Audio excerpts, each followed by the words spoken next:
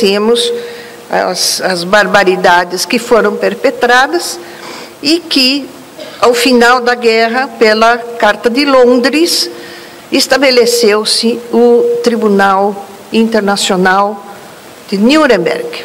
Um tribunal que, na opinião de todos nós, o típico tribunal de exceção, um tribunal dos vencedores julgando os vencidos, para julgamento de uma série de crimes que sequer haviam sido definidos pelo direito internacional, à exceção dos crimes de guerra, e um tribunal, os juízes representantes das potências vencedoras, portanto, e criado após os fatos, todas as violações possíveis ao princípio da legalidade presentes. No entanto, não se pode negar que se deve ao Tribunal de Nuremberg, aos seus estatutos, que foram introduzidos na normativa internacional através da Resolução 95 da Assembleia Geral da recém-criada Organização das Nações Unidas, introduziu como princípios de direito internacional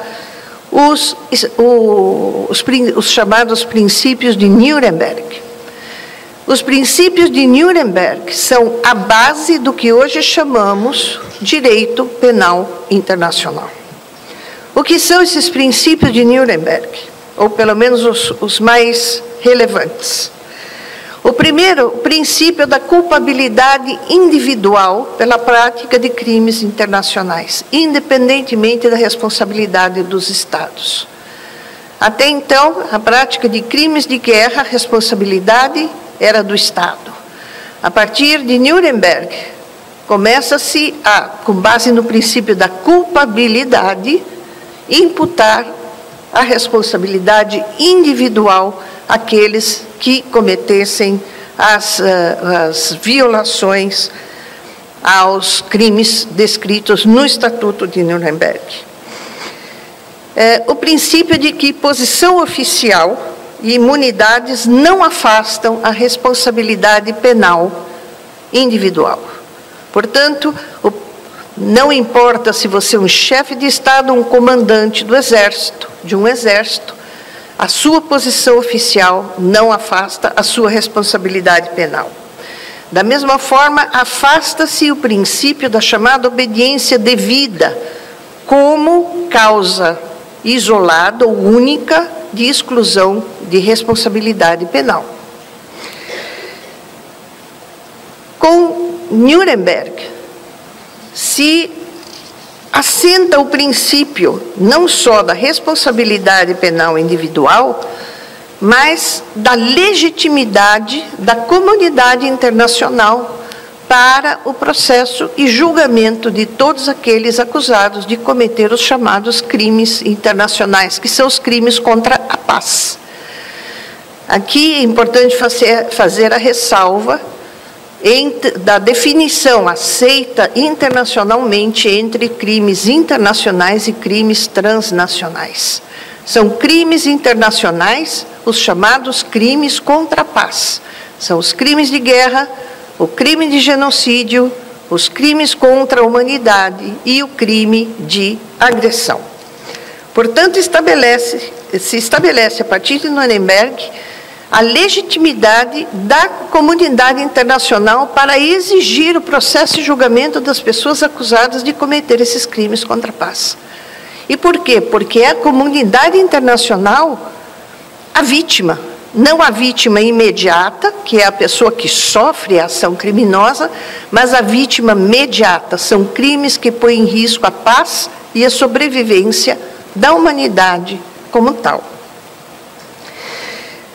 O Tribunal de Nuremberg já havia afastado, a partir do Tribunal de Nuremberg, melhor dizendo,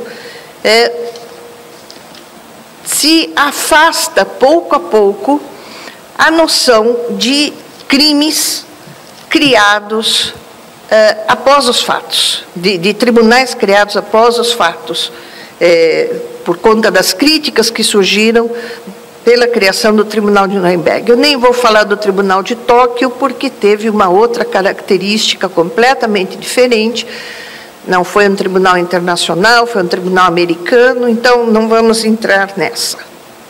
Mas na década de 90, por conta das situações ocorridas no território dos Balcãs, no coração da Europa, e logo em seguida o genocídio ocorrido no território de Ruanda, as Nações Unidas resolveram,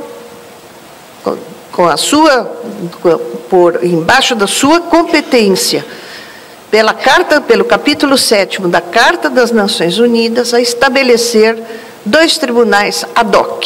Ad hoc por quê? Porque foram criados única e exclusivamente para julgar os crimes ocorridos naquele território e durante um determinado período de tempo. Assim, então, estabeleceu-se o Tribunal da Antiga Iugoslávia e o Tribunal para Ruanda, ambos por resolução do Conselho de Segurança das Nações Unidas. Esses tribunais já afastam muitas das críticas que haviam sido feitas ao Tribunal de Nuremberg. Já não são mais vencedores julgando os vencidos, são juízes eleitos pela Assembleia Geral das Nações Unidas, portanto, representando a comunidade internacional, para julgamento de um número de crimes já perfeitamente definidos na normativa internacional, mas ainda carregando em si um vício que afeta o próprio princípio da legalidade. São tribunais criados após os fatos.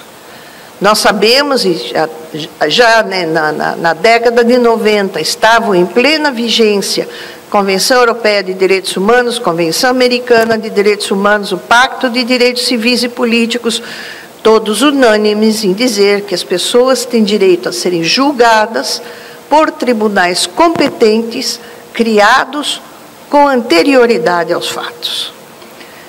E foi, portanto, para evitar o máximo possível a necessidade de criação de novos tribunais ad hoc, que o antigo projeto de criação de um Tribunal Penal Internacional permanente foi desengavetado nas Nações Unidas e, em 1998, ainda com esses 2 tribunais ad hoc funcionando, é convocada a Conferência de Roma.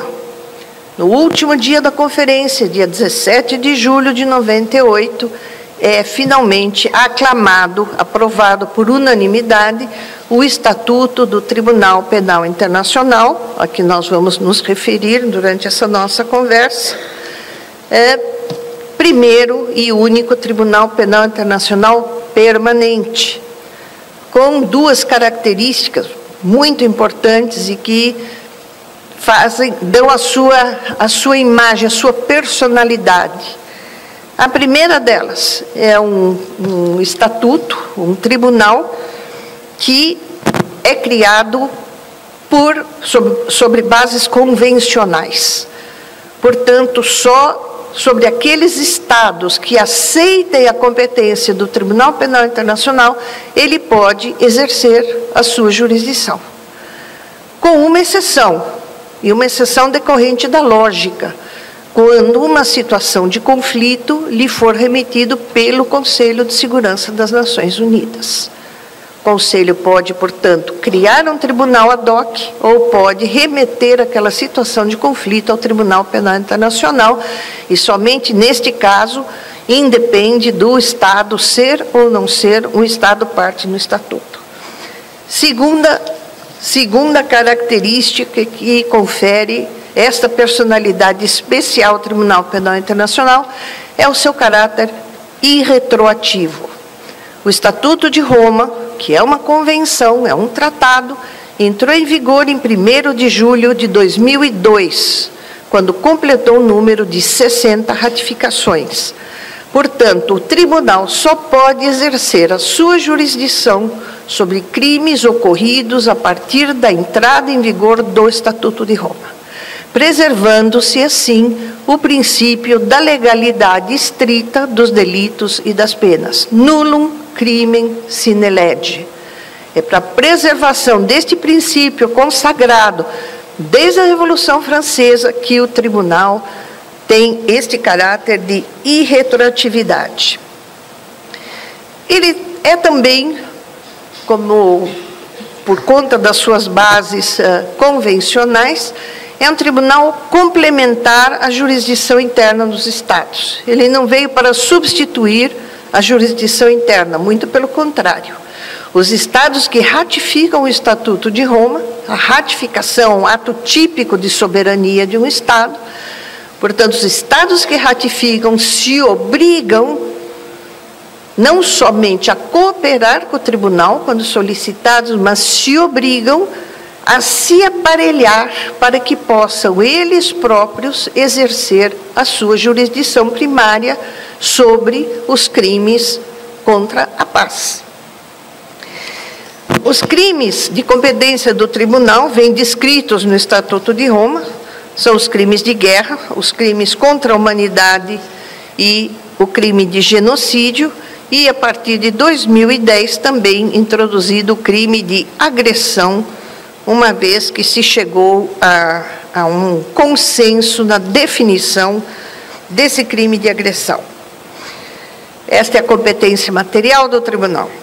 A competência territorial ou pessoal é aquela que estipula que somente quando um crime é cometido no território de um Estado parte, portanto, um Estado que ratificou o Estatuto de Roma, ou quando um crime é cometido por um nacional de um Estado parte.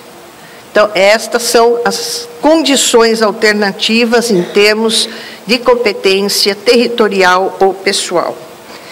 E, por fim, a competência temporal, como eu já mencionei, são crimes praticados a partir de 1º de julho de 2002 ou para estados que o ratificaram posteriormente a partir da data da entrada em vigor do Estatuto nesses estados. A exceção, vale sempre a pena repetir, são as situações remetidas pelo Conselho de Segurança da ONU, nos quais a única restrição em termos de exercício de competência é a temporal. Jamais o tribunal poderá julgar um crime ocorrido antes de 1º de julho de 2002. Algumas características do Tribunal Penal Internacional, e vou falar sobre isso de uma maneira bastante genérica. O seu caráter complementar, a que eu já me referi, a não previsão de pena de morte, apesar de que durante a Conferência de Roma havia uma pressão muito grande para que fosse estabelecida, em face da gravidade dos crimes, que fosse estabelecida a pena de morte como retribuição justa, essa ideia kantiana da retribuição justa, imputabilidade aos 18 anos, o não reconhecimento de imunidades, como já previsto nos princípios de Nuremberg, a previsão iuris et de iure de ilegalidade de ordens para cometimento de crimes contra a humanidade ou de genocídio. Obrigada, minha linda, obrigada. Aqui se faz um... Opa, perdão.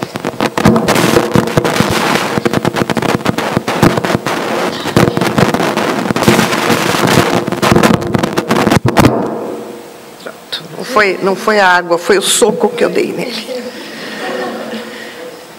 Nos crimes de guerra se abre uma exceção, porque ao princípio da obediência devida, e dependendo de certas circunstâncias, que não é dado, por exemplo, a um soldado conhecer ou duvidar da legalidade da ordem de um superior hierárquico. Nessas circunstâncias excepcionais, o princípio da obediência devida, única e exclusivamente para crimes de guerra, pode ser invocado.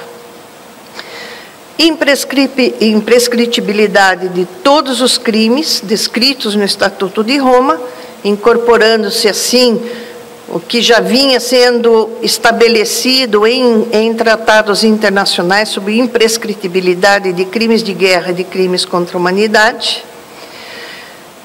Um tribunal formado por um corpo de juízes, são 18 juízes, dos quais se exige comprovado não só conhecimento, saber jurídico, etc., mas que sejam imparciais e independentes. A partir do momento da eleição, esses juízes não têm qualquer vínculo com os estados que os indicaram.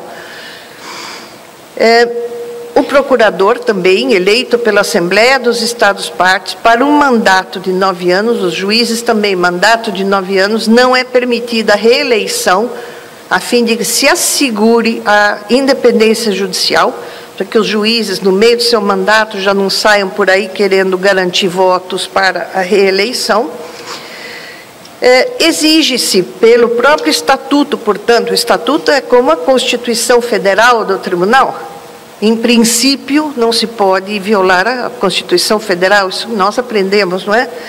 Então, exige-se que se dê um equilíbrio de gênero na composição do tribunal, não só na composição entre juízes, mas também de funcionários, do staff, dos membros do tribunal, equilíbrio geográfico e equilíbrio de sistemas jurídicos, dos mais importantes sistemas jurídicos, que gera, portanto, no funcionamento do tribunal, um sistema processual híbrido, por vezes muito difícil de se trabalhar, mas, vamos dizer, os estados, os juízes principalmente, e os promotores do tribunal, fazendo um esforço muito grande de construção de uma jurisprudência que assegure a aplicação deste modelo sui generis de justiça penal e processual penal.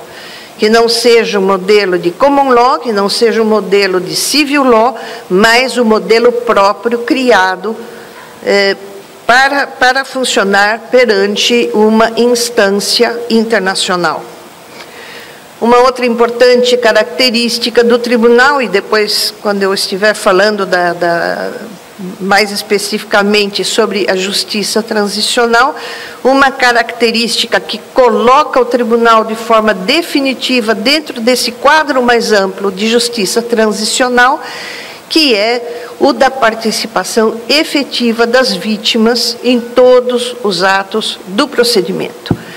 As vítimas têm o direito próprio de participar, um direito próprio e autônomo, de participar dos atos do processo, em todos os atos, sempre autorizados e supervisionados pelo juiz, mas produzindo provas, fazendo reperguntas a testemunhas e sendo representadas por representante legal, evidentemente, e se não podem arcar com os custos da representação legal, há um escritório especificamente de assistência legal às vítimas dentro do Tribunal Penal Internacional, que assegura que elas possam ser representadas por um advogado de sua escolha, de sua livre escolha, pago pelos cofres do tribunal. Além disso, a sentença condenatória é imediatamente executada como sentença de reparação às vítimas. Portanto, a ordem de reparação não se precisa, perante o tribunal, iniciar todo um procedimento com vistas à reparação. A mesma sala que profere o julgamento, ela vai proferir uma decisão separada, apenas estabelecendo as condições em que essa reparação poderá ser feita. Pode ser uma reparação financeira individual ou coletiva, quaisquer outros tipos de reparações. Às vezes, a própria construção de um monumento é uma forma de reparação, tanto quanto financiar a compra de 3 galinhas, que muitas vezes, nas situações em que nós atuamos, eram toda a fortuna de muitas das vítimas, e tiveram essa fortuna roubada. O tribunal, ele não faz parte do sistema das Nações Unidas, também aqui mais uma vez para garantir a sua independência, não recebe nenhuma ajuda financeira do sistema das Nações Unidas, até porque foi aprovada uma resolução proposta pelos Estados Unidos proibindo as Nações Unidas de cooperarem financeiramente com o Tribunal Penal Internacional. Portanto, ele é financiado pelos Estados-partes que pagam as suas contribuições anuais e muitas vezes algumas contribuições extras. Os estados são obrigados a cooperar com o tribunal. O tribunal não tem polícia própria, não pode prender ninguém. Para prender alguém tem de pedir cooperação para o estado, para ouvir uma testemunha ou para trazer uma testemunha até a Haia, precisa da cooperação do estado, para fazer uma exumação de uma vala de vala massiva, precisa da contribuição do estado. Portanto, os estados que ratificam o Estatuto de Roma se obrigam a cooperar sempre que solicitados, e cooperam também na fase de execução de penas, estabelecendo convênios com o tribunal no sentido de receber os condenados para que possam cumprir pena em seus territórios. E aqui inclui os Estados Unidos, a China e a Rússia, e alguns outros estados que têm um certo peso no cenário internacional. Por outro lado, dentre esses 124 estados, nós temos todos os países latino e sul-americanos, à exceção de Cuba. Nós temos Canadá, temos Japão, todos os países europeus e do leste europeu, e 2/3 dos países africanos. E nos últimos anos tivemos também o acréscimo de 3 países filiados ao mundo árabe que ratificaram o Estatuto de Roma.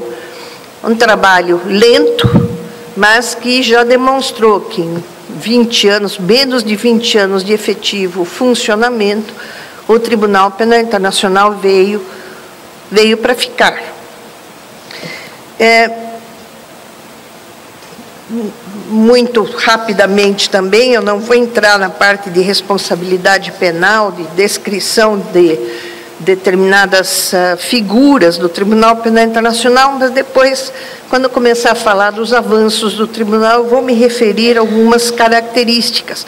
Neste momento, eu acho que era importante ressaltar que todos os princípios gerais de direito penal e processo penal estão presentes no Estatuto de Roma. O princípio da legalidade, com a descrição típica de cada um dos delitos que são da competência material do tribunal, o princípio da irretroatividade da lei mais gravosa e da ultratividade da lei mais benéfica, responsabilidade individual, calçada única e exclusivamente na culpabilidade do agente, afasta-se completamente a ideia de responsabilidade objetiva, por exemplo, de um chefe de Estado, princípio da presunção de inocência, o ônus da prova com a Procuradoria. Na verdade, a Procuradoria tem um papel significativo no funcionamento do tribunal, na medida em que a Procuradoria é obrigada a investigar igualmente as provas acusatórias e as provas exculpatórias. Portanto, e obrigada a comunicar à defesa todas as provas exculpatórias que tenha, ou dirimentes ou exculpatórias que tenha arrecadado, assim como as provas que possam pôr em dúvida a credibilidade das suas próprias provas. Então, essas são obrigações da Procuradoria, que, como vocês podem ver, funciona como custos legis muito mais do que como órgão de acusação. Garante-se o princípio do ne bis in idem, a necessidade de comprovação de dolo na conduta. Todos os crimes previstos no Estatuto de Roma só são apenados se praticados com dolo. A única exceção que nós temos no Estatuto é a da responsabilidade do comandante militar ou do superior hierárquico, que pode ser punido por culpa, por não ter atuado no sentido de vigiar os seus subordinados. Mas é a responsabilidade por culpa pelos delitos dolosos praticados pelos soldados ou pelos subordinados. há todo um rol de direitos, tanto dos suspeitos como dos acusados durante o processo. Assegura-se por diversas normas a independência judicial, a assistência judiciária aos réus carentes e assistência judiciária gratuita também às vítimas carentes, como eu tinha mencionado. Então, essa primeira parte aqui da nossa exposição é, assim, uma apresentação das linhas gerais do Tribunal Penal Internacional. E, como eu tinha me comprometido a falar sobre os 20 anos de criação do Tribunal,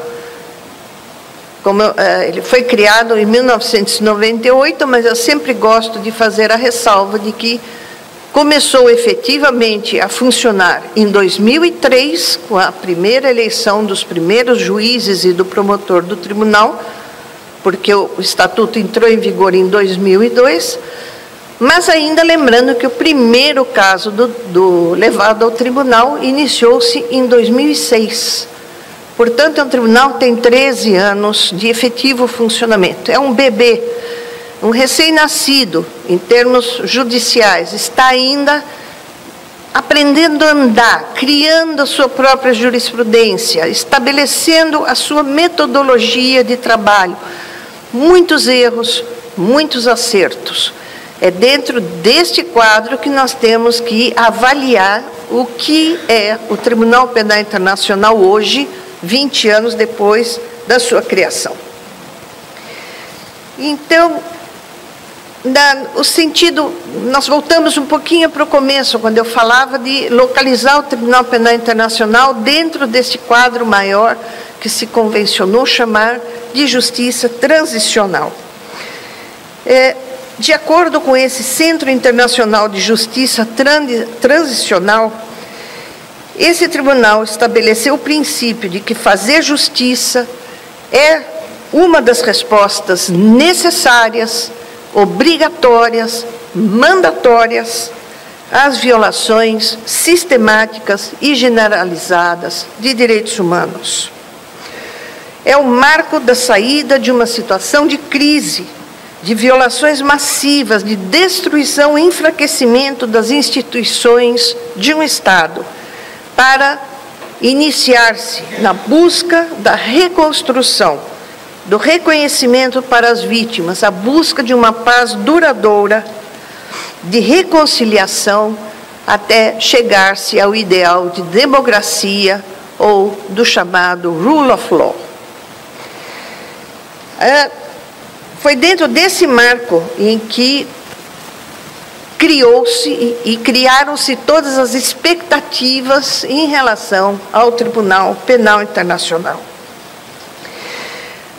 Cherif Bassiouni, que era falecido há muito pouco tempo, notório professor de Direito Penal na Universidade de Chicago, que escreveu uma das mais importantes obras em Direito Penal Internacional, se chama exatamente o Tratado de Direito Penal Internacional, grande defensor da criação deste tribunal.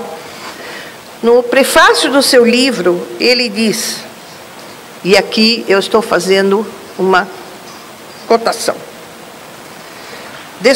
depois da Segunda Guerra Mundial, e em que pese tantas e tantas convenções, tratados e leis contra a violência e as violações massivas de direitos humanos, a humanidade conheceu mais de 250 conflitos armados, a maioria de caráter não internacional, que resultaram na morte de milhões, não são milhares, são milhões de pessoas. Se mudou a ideia mesmo de guerra, como nós a conhecíamos, para agora se tornar muito difícil a distinção que é fundamental no direito de guerra, que é a distinção entre combatentes e não combatentes. Essa é uma característica muito nova, não mais a guerra como conhecíamos, em que um exército se confronta com outro.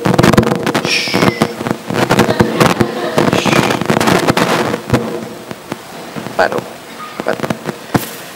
Em que um exército se confronta com outro, mas agora a guerra moderna, conflitos armados de caráter não internacional, em que se confundem as figuras dos combatentes e dos não combatentes.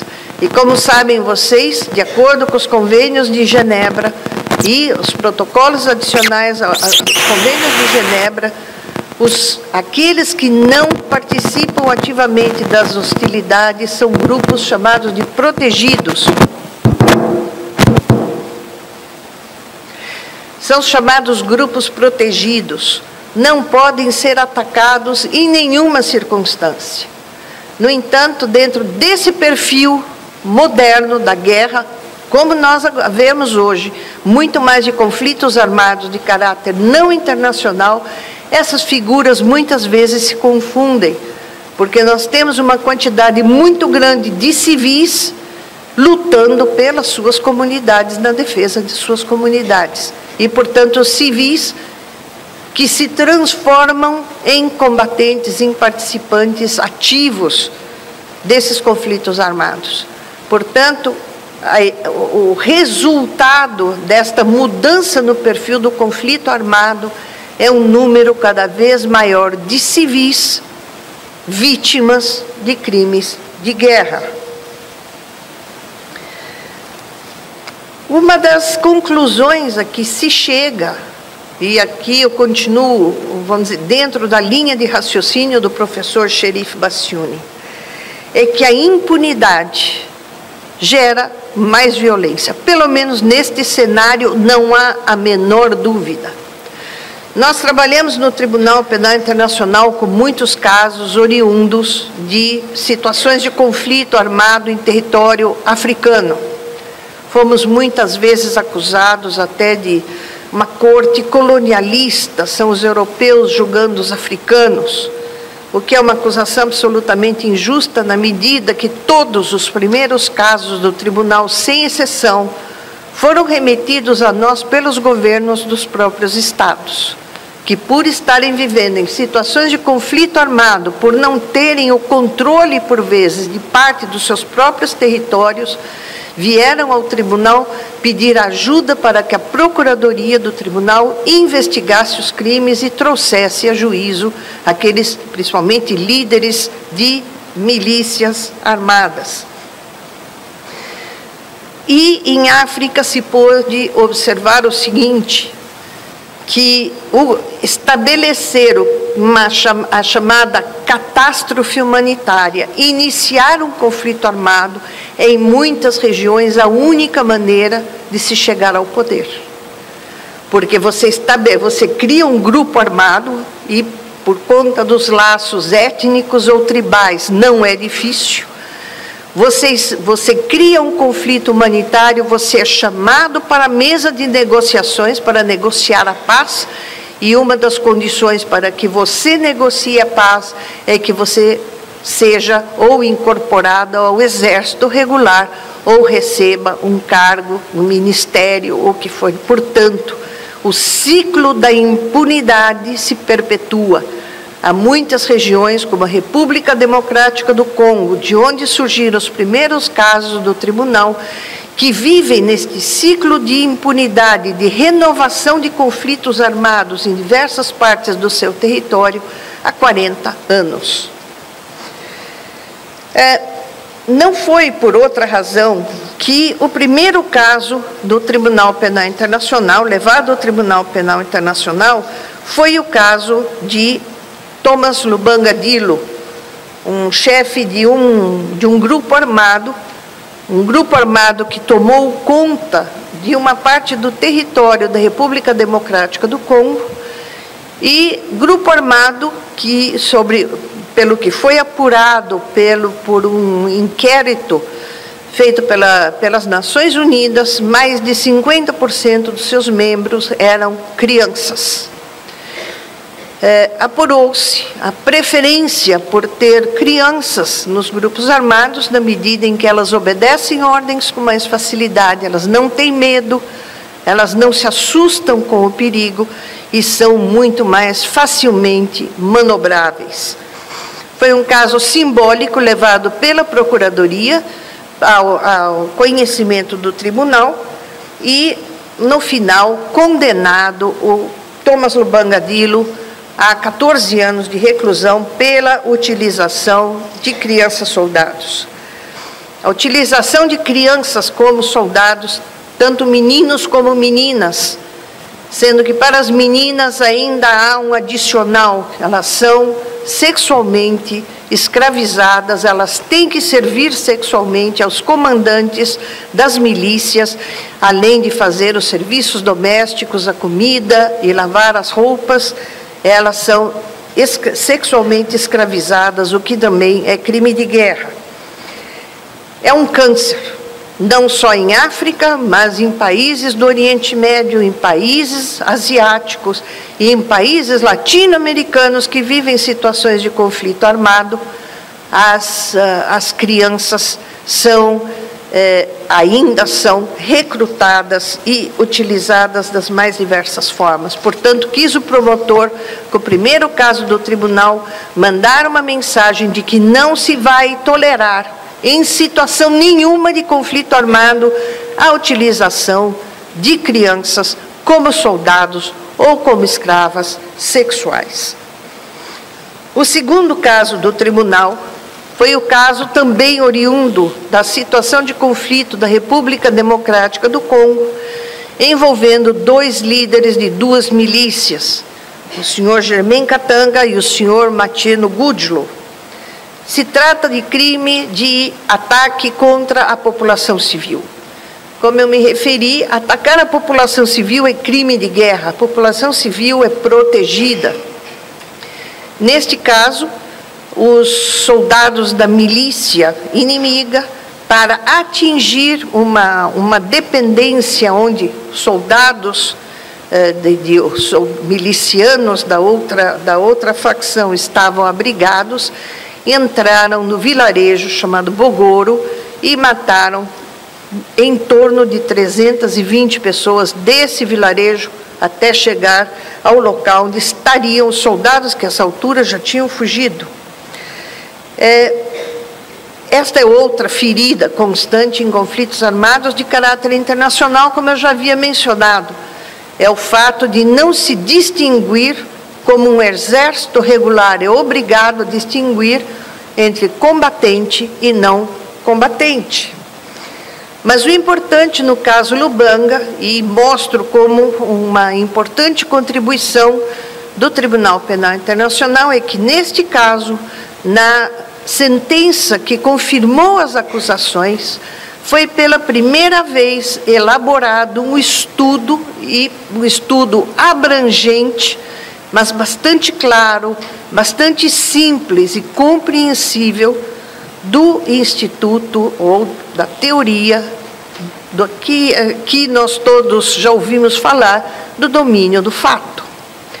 O Estatuto de Roma, no artigo 25, define as formas de autoria, que são, como todos nós sabemos, a autoria direta, quem dá o tiro é autor, a coautoria, se 2 pessoas juntas dão tiros ou roubam um banco, são coautores, mas prevê expressamente a figura do autor por trás do autor, o chamado autor indireto, o autor mediato. É aquele autor que se vale de uma estrutura organizada de poder, hierarquizada, se utiliza dessa estrutura e das pessoas que estão na base dessa estrutura para cometer os crimes. Segundo o Estatuto de Roma, o autor por detrás do autor é autor. Então, quem dá o tiro é o autor. Quem está por trás, que deu a arma e mandou dar o tiro, aquele que decide se, quando e como o crime vai ser cometido, é autor. Diferentemente dos tribunais ad hoc, para os quais o mandante era uma forma de participação, portanto, participação, uma responsabilidade com um grau menor de culpabilidade. Então, é nesta decisão, Katanga e Gudlo, de confirmação das acusações, que se elabora com bastante clareza, se desenvolve a teoria de Roxin, de Klaus Roxin, sobre domínio do fato, sobre o autor por trás do autor, para que se possa atribuir aquele que realmente é o responsável pelo crime as penas por autoria e não somente por participação.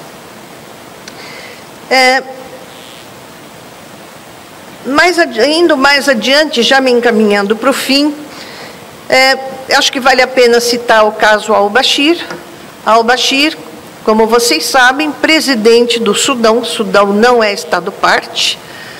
Foi um caso remetido pelo Conselho de Segurança das Nações Unidas e responsável pelo traslado forçado de milhões de pessoas que foram expulsas do território de Darfur para os países vizinhos. Foi, então, al-Bashir acusado de crimes de guerra, crimes contra a humanidade, e é o primeiro caso de acusação por genocídio do Tribunal Penal Internacional. Um caso que despertou também um estudo e um desenvolvimento bastante grande da jurisprudência do Tribunal Penal Internacional, primeiramente em relação à definição adequada de crime de genocídio, e nós fomos buscar essa definição adequada num julgado da Corte Internacional de Justiça, num caso da República Democrática do Congo contra a Bélgica, e também num problema momentoso do direito internacional, que é a questão da imunidade de chefes de Estado. Como eu disse a vocês, a Corte Internacional de Justiça, neste caso da República Democrática do Congo contra a Bélgica, havia decidido que a imunidade de chefes de Estado é norma de direito costumeiro. No direito internacional, para aqueles que já estudaram, o direito costumeiro é fonte primária do direito, não é uma fonte secundária. É fonte. Eu estou brigando com esse microfone faz tempo. E, portanto, se entendia que chefes de Estado não podem ser julgados por crimes praticados no período em que eles são chefes de Estado. Por outro lado, o artigo 27 do Estatuto de Roma estabelece que função oficial alguma justifica a não responsabilização do autor desses crimes. O Tribunal Penal Internacional, por decisão confirmada agora muito recentemente pela Câmara de Apelações, faz um estudo sobre as decisões, sobre a Convenção de Viena sobre imunidades, sobre as decisões da Corte Internacional de Justiça, para concluir que sim, é direito costumeiro a imunidade de chefe de Estado, no entanto, vis-à-vis aos tribunais de outros estados, portanto, estados que estejam numa relação horizontal de soberanias. Então, um estado não pode julgar o chefe de outro estado, mas que a norma de direito costumeiro não se aplica aos tribunais internacionais em razão desta relação vertical de tribunais supranacionais sobre as cortes nacionais. E, portanto, afastou a alegação de imunidade do senhor al-Bashir para prosseguir, não iniciou o julgamento, porque ele ainda não foi entregue ao tribunal, mas continua o procedimento com as investigações necessárias. Também vale mencionar o caso Bemba, o caso Jean-Pierre Bemba. Foi o primeiro caso do tribunal em que se apreciou a responsabilidade de um comandante militar pelos crimes praticados pelos seus soldados, um comandante militar que estava, inclusive, em outro país, na República Democrática do Congo, os crimes cometidos na República Centro-Africana. A decisão condenatória, ao final, foi revertida pela Sala de Apelações, com base numa reavaliação de provas. No entanto, todos os ditames legais sobre a responsabilidade do comandante militar permaneceram não discutidos pela Sala de Apelações e, portanto, servem como precedente para decisões futuras do Tribunal. Decisão importante em que se estabelece o princípio da culpabilidade, o princípio da culpa, a responsabilidade culposa do comandante militar, se estabelece quais seriam ou quais são as obrigações de um comandante militar em relação às suas tropas, uma ideia que já vinha das convenções de Genebra, que falam que o Exército tem que ter um comandante responsável, os protocolos adicionais de 1977, que também se refere à responsabilidade dos comandantes e, portanto, agora um precedente jurisprudencial nesse sentido. Hoje, a Corte, o Tribunal Penal Internacional, está com 11 investigações abertas, em andamento. A oficina, o escritório da Procuradoria está com o exame preliminar de 10 outras situações. A Procuradoria faz um exame preliminar antes de decidir iniciar oficialmente uma investigação. A Corte já expediu 32 ordens de prisão contra suspeitos, 9 notificações de comparecimento, embora somente 15 ordens de prisão já tenham sido cumpridas. Atualmente, há 7 pessoas presas na Casa de Detenção da Haia, à disposição do Tribunal. Existem 15 processos que estão suspensos pela ausência dos acusados, uma vez que não há julgamentos à revelia perante o Tribunal Penal. 26 casos foram abertos, uma situação pode originar vários casos, então nós temos 11 investigações abertas, mas nós temos 26 casos, dos quais atualmente 4 em andamento, 2 em fase de apelações e 3 já em fase de reparações às vítimas. Segundo o último informe da Procuradoria, a Procuradoria publica esse informe no site do Tribunal em dezembro todos os anos sobre a situação desses exames preliminares. Se encontra em andamento já há mais de uma década o exame preliminar sobre a situação da Colômbia. Agora temos também o exame preliminar sobre a situação da Venezuela, uma vez que 6 países latino-americanos enviaram uma denúncia da existência de crimes contra a humanidade na Venezuela ao Tribunal Penal Internacional.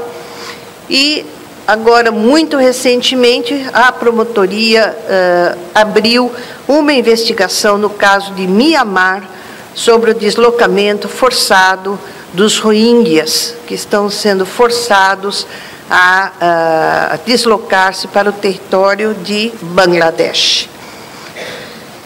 Eu passei um pouco do tempo que eu tinha previsto para fazer essa apresentação, que se pretendia breve, talvez não tenha sido tão breve assim, eu peço desculpas por isso, mas eu achei importante, primeiro, para aqueles que estão ainda começando o curso de Direito e que não conhecem muito sobre o Tribunal Penal Internacional, fazer essa viagem panorâmica sobre os principais institutos do Tribunal e, para aqueles que já têm algum conhecimento, também para proporcionar a oportunidade de situar melhor o Tribunal Penal Internacional dentro deste cenário de justiça de transição. Lembrando, por exemplo, no caso de Ruanda, que é considerado o maior genocídio da história da humanidade, em termos de período de tempo e quantidade de pessoas que foram massacradas, as instâncias internacionais e nacionais interagem num diálogo perfeito, sempre com vistas a acabar com a impunidade, a mandar a mensagem de que não se tolera a impunidade. Em relação a Ruanda, se instalaram as cortes comunitárias, chamadas guacacas, onde as pessoas são julgadas, que cometeram crimes menores, julgadas pelos seus vizinhos. Os tribunais nacionais levam a julgamento as pessoas de nível médio e o Tribunal Penal Internacional de Ruanda, aqueles maiores responsáveis. Mostrando, portanto, que nessa luta contra a impunidade, o importante é que as cortes se comuniquem entre si. Cortes penais com as cortes de direitos humanos, as cortes penais com a Corte Internacional de Justiça, os tribunais mistos, que há 2 ou 3 em funcionamento de Camboja, de Kosovo, se valham da jurisprudência da Corte Penal Internacional e vice-versa. Portanto, um diálogo sadio, necessário para que se possa estabelecer e firmar uma jurisprudência na luta contra a impunidade dos crimes mais graves que colocam em risco a paz. E é sobre mais uma vez pelo convite, agradeço muito a paciência com que vocês todos me ouviram por 1 hora. Muito obrigada.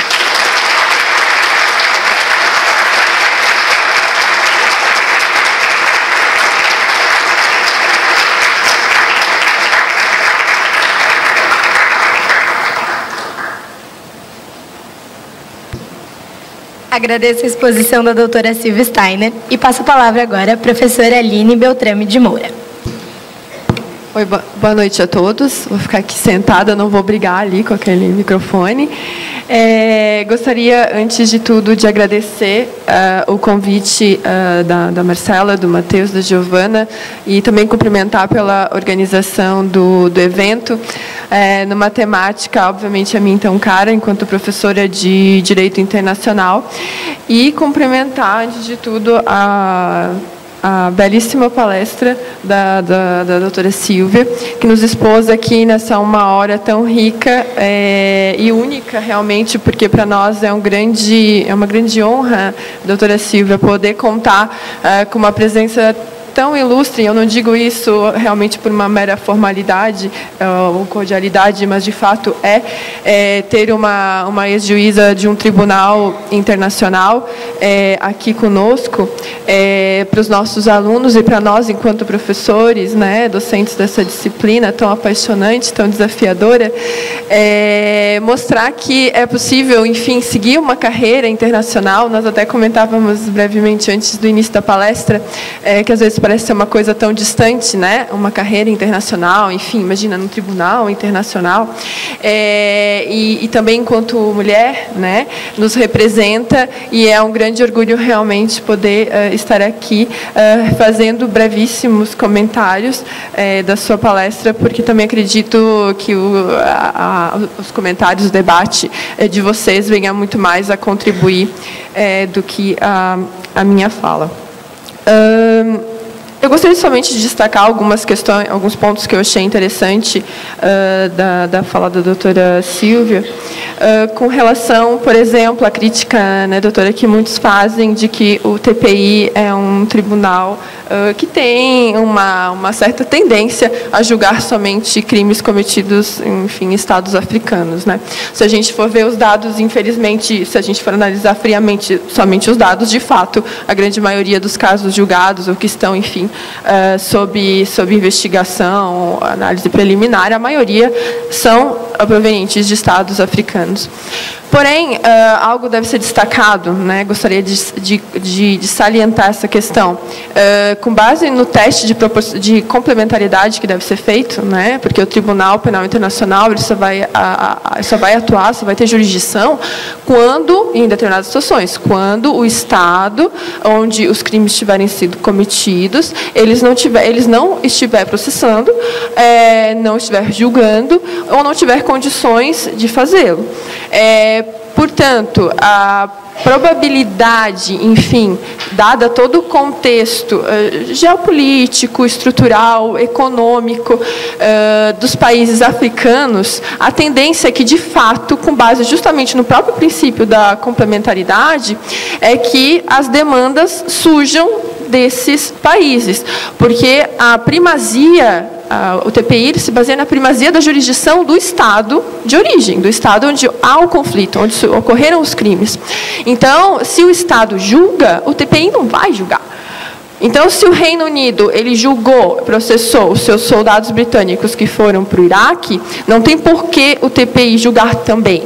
E como a doutora Silvia bem destacou, a grande maioria dos casos levados que foram para o TPI dos países africanos foram justamente demandas dos próprios países africanos que levaram os casos para o tribunal. Obviamente que a situação ideal é que não houvesse necessidade de ter um TPI, que os próprios estados conseguissem, eles próprios, no mundo ideal, né, julgar aqueles crimes. Porém, isso não acontece. E o TPI vem justamente nessa ideia de tentar, de um modo complementar, dada a gravidade desses crimes, né, que são crimes contra a paz, são crimes de fato contra a humanidade em um sentido lato, são crimes que são decorrentes de violações de direitos humanos, do direito humanitário, de normas jus cogens, né, que são normas cogentes, muito fortes. Dada toda essa situação, a natureza desses crimes, o TPI, enquanto um órgão internacional, assume, então, esse papel, mas que inicialmente seria desses estados. Acontece que, assim, pelo próprio estatuto, e como a doutora falou, o TPI, para o Estado ser submetido ao TPI, enfim, os indivíduos, né, que é uma responsabilidade individual, o Estado ele tem que ter aderido ao TPI, ou seja, tem que ter ratificado o Estatuto de Roma, ou para poder levar ou os crimes que foram cometidos no seu território, ser submetidos ao TPI, ou nacionais daquele Estado, ou, excepcionalmente, quando for remetido pelo Conselho de Segurança. Nós temos hoje 124 Estados partes do Estatuto. Então, existem algumas dezenas ainda fora. Dentro dessas dezenas, cabe ressaltar que existem países muito importantes no cenário internacional, como os Estados Unidos, Israel, China, Rússia. Portanto, se a gente for pensar em última análise, os 5 estados permanentes do Conselho de Segurança, né, quem são? Né? E dentre eles, alguns que não estão no TPI, como, por exemplo, a Rússia, os Estados Unidos e a China, não seriam jamais jurisdicionados porque os seus cidadãos levados ao TPI, porque eles não se enquadram em nenhuma das possibilidades, porque os 5 membros permanentes têm o poder de veto. Então, jamais os Estados Unidos, por exemplo, ou a Rússia ou a China, iria concordar em remeter ao TPI um caso que envolvesse, enfim, os seus nacionais, porque eles não estão nem aderiram ao Estatuto e também estão no poder do Conselho de Segurança. Os Estados Unidos, inclusive, ano passado, pessoal do governo dos Estados Unidos declarou, inclusive, ameaçou, né, doutora Silvia, o TPI, os funcionários do TPI, os juízes, procuradores, enfim, que se eventualmente o TPI quisesse julgar algum nacional, algum militar americano por crimes, por exemplo, cometidos no Afeganistão, no Iraque, ele iria tomar atitudes contra os juízes do TPI, que eles iam ser julgados por isso, processados por isso, que eles não poderiam fazer isso. Os Estados Unidos ele tem uma postura, né, ainda mais ultimamente, bastante, enfim, particular, né? Mas na história dele, acho que de relacionamento com o próprio tribunal, sempre teve uma postura bastante complicada, né? Os Estados Unidos chegou a assinar inicialmente em 2000 o Estatuto e depois dos atentados das Torres Gêmeas ele se retirou. Então ele acabou não ratificando e na mesma ocasião, na mesma época que o Estatuto foi ratificado em 2002, os Estados Unidos ele emanou uma lei interna que diz que nenhum soldado, nenhum cidadão americano pode ser processado pelo TPI. Né? Então, a gente tem essas resistências ainda na comunidade internacional. Porém, como um todo, o TPI tem um trabalho formidável. dentro da comunidade internacional, realmente como uma forma de controle dessa posição central de justiça de transição, né, que muito bem a doutora salientou, essa ideia de que é necessária, essa justiça necessária para sair de um momento de destruição, para tentar levar o Estado para uma certa reconstrução, responsáveis, indenizando as vítimas, realmente impondo penas que sejam aplicáveis, no momento de um caos interno, estrutural, institucional, em que não é possível se fazer nada. E nós temos, então, aí um tribunal internacional que tem essa possibilidade. Claro que o TPI é uma das formas, podem existir outros mecanismos dessa justiça de transição, como, por exemplo, as próprias comissões de verdade, ou outros níveis, como justiça tribal, comunitária. O TPI é um instrumento a mais que está à disposição da comunidade internacional. E, para finalizar, eu gostaria de salientar que o direito penal internacional ele é um grande marco no direito internacional como um todo, porque ele ele consolidou essa ideia de crimes internacionais. O TPI vem para isso. Existem crimes que ultrapassam realmente aqueles crimes nacionais, tradicionais, e que precisam, por isso, ter um tratamento diferenciado. A responsabilidade penal direta dos indivíduos. Os indivíduos passam a poder ser levados, imagina, gente, para um tribunal internacional, para ser julgado por crimes internacionais. Não os estados, mas os indivíduos. A inexistência da imunidade dos chefes de Estado, como a doutora Silvia falou, que isso aí também é algo extremamente paradigmático dentro do direito internacional. A improcedência da exceção da doutrina dos atos de Estado, e da competência para julgar desses crimes tão graves. Então, tudo somado da história do TPI, de todas as dificuldades, com certeza, né, que ele enfrentou e que ainda enfrenta, ele tem, sim, trazido resultados dentro das suas limitações, dentro das suas possibilidades, muito positivos para o cenário internacional, que sem ele quanta coisa não teria passado, quantas vítimas não teriam sido indenizadas, ou, enfim, ter tido a reparação de algum tipo de dano, e quantas pessoas, né, que quem manda fazer um genocídio não é o cara que está lá atirando, alguém mandou fazer um genocídio, alguém realmente deu aquela ordem para um crime que depois foi configurado como um crime de guerra, aquela pessoa ser responsabilizada. E isso, eu acho que é uma grande resposta para todos nós, de que os nossos atos de um grau, seja no âmbito nacional quanto internacional, podem sim gerar consequências e muito sérias. Muito obrigado.